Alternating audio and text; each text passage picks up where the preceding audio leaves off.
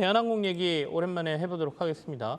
뭐 리오프닝 관점에서 보시는 건가요? 리오프닝 하면 이제 투자자들 싫어합니다. 네, 리오프닝이라고 네. 하면 싫어합니다. 리오프닝 관련주를 이제 엮지 말고 각각의 개별주로 개별 섹터로 봐야 될 것 같은데 네. 일단 대한항공 오랫동안 시장에서 관심에서 좀 멀어진 이유 아무래도 국제유가 상승에 대한 부담감을 가져갈 수 있겠는데 대한항공 일단은 국제유가 하락 안정세를 통해서 2분기에 사실 이제 연료비라든지 비용에 대한 상승에 대한 부담감이 3분기 이후로는 다소 좀 줄어들 수 있을 거다라는 기대감을 가지고 있고요.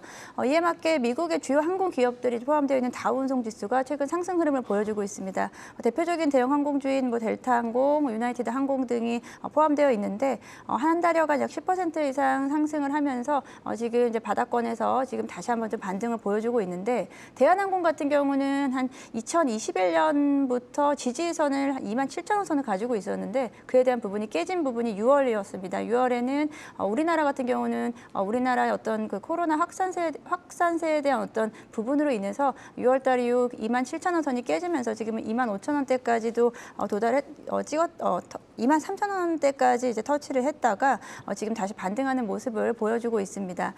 일단은 2분기에 여전히 이제 여객 수요에 대한 부분보다는 화물 부분에 대한 부분이 비중이 좀 큰 부분이 좀 아무래도 부담스러운 부분이 있는데 화물 운송 지수가 조금씩은 좀 낮아지고 있다는 점이 좀 아쉬운 부분이 있지만 3분기 이후로는 아무래도 여객 수요에 대한 부분이 좀 커질 부분 그리고 타 항공사 대비 LCC 대비해서 미주 노선이라든지 프리미엄 좌석 같은 부분의 확대를 통해서 수익성 개선이 이루어질 수 있을 거다라고 보고 있습니다. 지금 주가가 좀 과도하게 좀 많이 빠져 있는 부분으로 네. 봤을 때 올해 하반기까지 중장기적 관점에서 접근을 하시면 좋지 않을까라고 보고 있고요.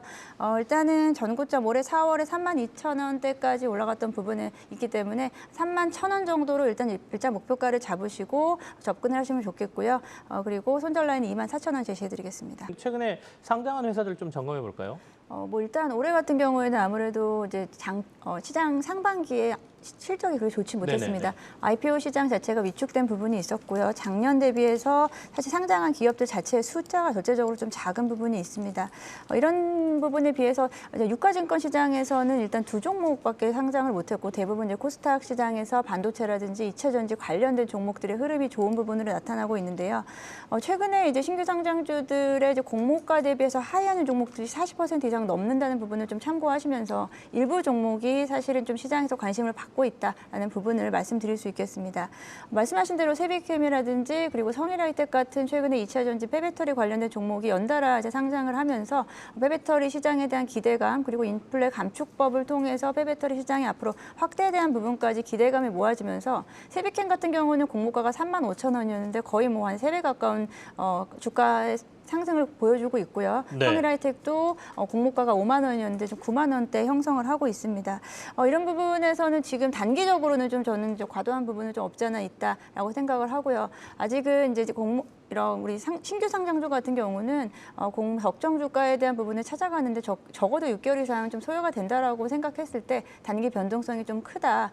물론 뭐 시장에서 워낙에 좀 뜨거운 종목들 같은 경우는 수급으로 인해서 움직일 수는 있지만 그에 대한 부분을 너무 맹신하시다기보다는 일단은 뭐 종목에 대한 선별이 중요하고요. 시장에서 관심 있는 종목에 대한 선별이 중요하고 이 부분에서는 지금 단기적인 좀 트레이딩 관점에서 접근을 하시면서 장기적인 추세를 파악하셨으면 좋겠습니다.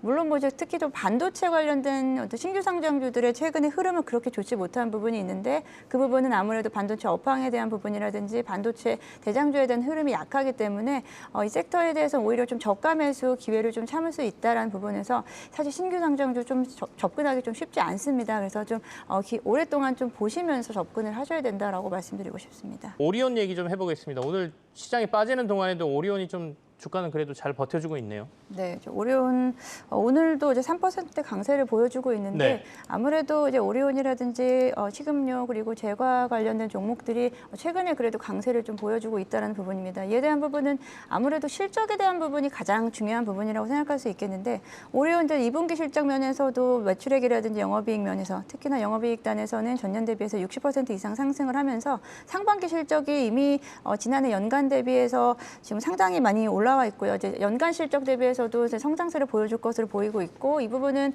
이제 가격 인상 아무래도 식음료라든지 이제 제과 관련된 제품들이 지난 2분기 이후에 이제 가격 상승에 대한 부분으로 어떤 판가 인상을 통해서 이제 비용적인 부분을 비용 상승에 대한 부분을 대부분 다 이제 상쇄를 하면서 영업이익이 점점 더 좋아지고 있다는 부분을 확인할 수 있겠고, 그에 대한 부분에 대비해서는 사실 원재 주가는 지금 어느 정도 다시 또 하락을 한 부분이 있기 때문에 그에 대한 수익성은 좀 더 개선될 수 있을 거다.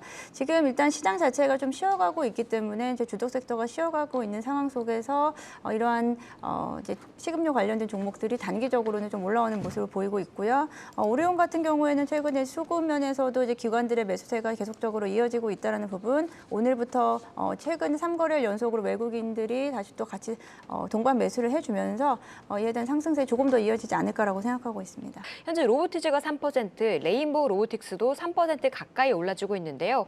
하지만 어떻게 보면 로봇도 성장 산업 섹터로 볼 수 있는데 성장주들이 흔들리는데 이쪽은 움직이는 걸 어떻게 봐야 될까요, 염정 팀장님? 뭐 로봇주도 성장주다라고도 볼 수 있겠지만 이제 사실 말은 만들기 나름이고요. 네. 로봇주 관련해서는 이제 성장 섹터임에도 불구하지만 사실 필수 불가결한 어떤 산업이다라고 볼 수 있기 때문에 다른 섹터가 좀 쉬어간다고 해서 로봇주가 이제 못 갈 이유는 특별히 없는 것 같은데, 사실 로봇주가 사실 로봇주만 단독으로 움직인다기보다 대기업의 어떤 사업 확장이라든지 어떤 이슈로 이제 연계되면서 움직이는 좀 부분이 있습니다. 그래서 로봇주 관련해서는 좀 아무래도 여전히 이제 좀 테마적인 부분이라든지 이제 수급적인 부분으로 움직이는 상황이 있는데, 사실 이에 대한 부분도 종목이 어떤 하나의 일관성을 갖고 대장주로 움직이는 종목이 사실은 없이 왔다 갔다 하는 부분이 있어서 아직까지도 사실 로봇주에 대한 어떤 확실한 투자, 어떤 한 종목에 대한 어떤 올인 좀 쉽지 않은 상황이다라고 좀 보고 있는데요. 그럼에도 불구하고 로봇주 전반적으로 올 초 대비해서는 전반적으로 대부분 종목들이 다 올라와 있다는 부분에서는 로봇 업종 네네. 자체에 대한 투자는 그래도 좀 관심을 가져볼 만하다. 한두 종목 정도는 좀 포트에 있어도 될 것 같다라고 생각하고 있습니다. 알겠습니다. 효성첨당 소재 한번 살펴볼게요. 네, 효성첨단 소재 지금 3%의 강세 보여주고 있고요. 네. 장 초반 대비해서 지금 상승세를 좀 키워가고 있습니다. 이에 대한 부분은 아무래도 인플레 감축법에 대한 영향이 주소 쪽까지 좀 미쳤다라고 볼 수 있겠고, 이제 간밤에 이제 골드만삭스에서 이제 수소라든지 에너지 저장 장치 쪽에 대한 투자 확대에 대한 부분을 이제 이야기를 하면서 수소 섹터가 다시 한번 더 관심을 받았고요.